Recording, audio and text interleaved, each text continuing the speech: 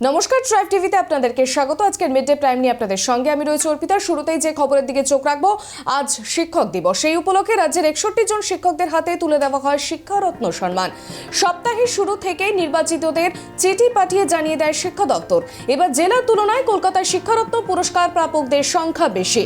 কলকাতা থেকে শিক্ষারত্ন পাচ্ছেন মোট 7 জন। মিলন মেলা প্রাঙ্গণে 61 জনের মধ্যে 10 জন শিক্ষক ও অধ্যাপকের হাতে শিক্ষারত্ন সম্মান তুলে দেওয়া হয় রাজ্যের শিক্ষা দপ্তরের তরফ থেকে। বাকিদের জেলা স্তরের সম্মান জানানো হবে।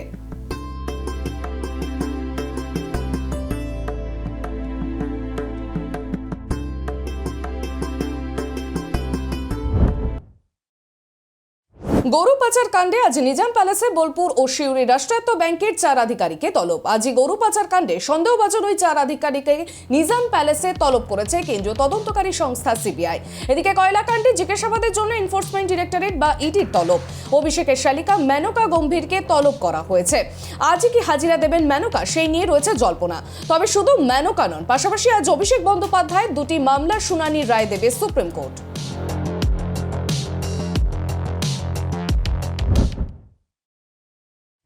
মালদার গাজলের মাছ ব্যবসায়ী জয়প্রকাশ সাহাকে আজ মালদা জেলা আদালতে পেশ করবে সিআইডি।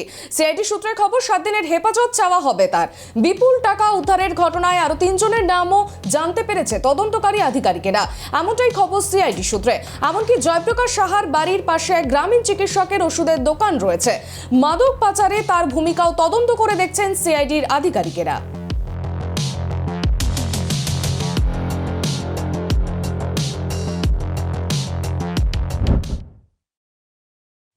সপ্তাহের প্রথম দিন উত্তেজনা ছড়ালো হুগলির খন্নান স্টেশনে বিক্ষোভ দেখাতে শুরু করেন নিত্যযাত্রীরা। তাদের অভিযোগ, প্রতিদিনই ট্রেন দেরি করে আসে, তার ফলে তারা সঠিক সময় কাজে যোগ দিতে পারে না। এদিকে সপ্তাহের প্রথম দিনে ট্রেন দেরি করায় ক্ষোভে ফেটে পড়েন নিত্যযাত্রীরা। তারপরে বিক্ষোভ দেখাতে শুরু করেন তারা। লাইনে নেমে ও টিকিট কাউন্টারের সামনে দাঁড়িয়ে দেখানো হয় বিক্ষোভ। পাশাপাশি ট্রেনের মহিলা কামরাতেও উঠে বিক্ষোভ দেখানো হয়। অভিযোগ, মহিলা কামরাকে লক্ষ্য করে পাথর ছোড়া হয়, এমনকি মহিলাদের মারধরও করা হয়েছে বলে জানা যাচ্ছে। এই ঘটনাকে কেন্দ্র করে আপাতত আপ ও ডাউন 2 লাইনেরই ট্রেন চলাচল বন্ধ থাকে। স্টেশনে দাঁড়িয়ে থাকে পরপর একাধিক ট্রেন।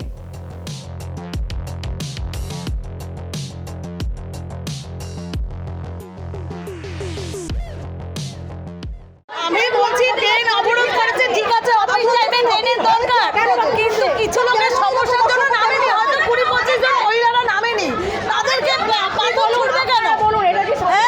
ওদের দরকার, ওরা হাত জোর করে বলবে দিদিভাই নামুন, এটা দরকার, আপনাদের নামা দরকার, সেটা বলুন। ওরা কেন পাথর ছুড়ছে? এ তো একজনের মেয়ের কাছে পায়ে পাথর লেগেছে, এটা তো বিপদ। ঝাড়গ্রাম জেলা জুড়ে হাতির হামলার ঘটনা অব্যাহত রয়েছে, সেই সঙ্গে বাড়ছে মৃত্যুর ঘটনা ও আহত হওয়ার সংখ্যাও। রবিবার রাতে ঝাড়গ্রাম জেলার বিনপুর থানার কাকু এলাকায় আচমকায় 6টি হাতি ঢুকে পড়ে। গ্রামবাসীদের সঙ্গে হাতি তাড়াতে গিয়েছিলেন কাকু গ্রামের বাসিন্দা বছর 45-এর সমীর দাস, কিন্তু হিতে বিপরীত হয়। হাতি তাড়াতে গিয়ে হাতির মুখেই পড়লেন ওই ব্যক্তি। নিমেষেই তাকে আছড়ে পা দিয়ে পিষে দেয় হাতিটি। আশঙ্কাজনক অবস্থায় তাকে উদ্ধার করে প্রথমে বিনপুর গ্রামীণ হাসপাতালে নিয়ে গেলে সেখানে তার অবস্থার অবনতি হওয়ায় তাকে ঝাড়গ্রাম সুপার স্পেশালিটি হাসপাতালে নিয়ে যাওয়া হয়। এরপরেই রবিবার গভীর রাতে তার মৃত্যু হয়। এই নিয়ে গত 15 দিনে হাতির হামলায় ঝাড়গ্রাম 6 জনের মৃত্যুর ঘটনা ঘটে ও আহত হয়েছে 8 জন। এছাড়াও ঘর বাড়ি ও ফসলের ক্ষতি করেছে হাতির দল, যার ফলে ঝাড়গ্রাম জেলা জুড়ে হাতির হামলা অব্যাহত রয়েছে। সোমবার সকালে ঝাড়গ্রাম ব্লকের বাসতলা স্টেশনে একটি হাতি তাণ্ডব চালায়। এছাড়াও ঝাড়গ্রাম ব্লকের বিভিন্ন এলাকায় দাপিয়ে বেড়াচ্ছে বেশ কয়েকটি হাতির দল।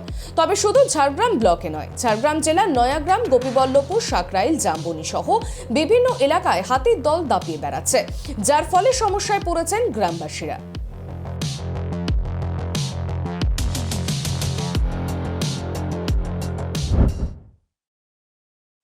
4 দিনের সফরে আজ দিল্লি আসছেন বাংলাদেশের প্রধানমন্ত্রী শেখ হাসিনা। প্রধানমন্ত্রী মোদির সঙ্গে বৈঠক করবেন তিনি। মোদি হাসিনা বৈঠকে উঠতে পারে তিস্তা জলবন্টন প্রসঙ্গ, গরু পাচার সহ একাধিক ইস্যু। সেই সঙ্গে ভারত বাংলাদেশ আন্তর্জাতিক রাজনৈতিক সম্পর্ক নিয়ে আর কি কি বিষয় রয়েছে, সেই সব বিষয় সম্পর্কেই তাদের আলোচনায় উঠে আসবে। এদিকে হাসিনা 4 দিনের এই সফরে দেখা করবেন রাষ্ট্রপতি ও উপরাষ্ট্রপতির সঙ্গে। দ্বিপাক্ষিক সম্পর্ক সহ একাধিক বিষয় নিয়ে বৈঠক শেষে আগামী 8ই সেপ্টেম্বর বাংলাদেশে ফিরে যাবেন তিনি। এদিকে হাসিনার এই 3 দিনের সফরে বাংলার মুখ্যমন্ত্রী মমতা বন্দ্যোপাধ্যায়ের সঙ্গে সাক্ষাৎ করবেন কিনা তা এখনো জানা যায়নি।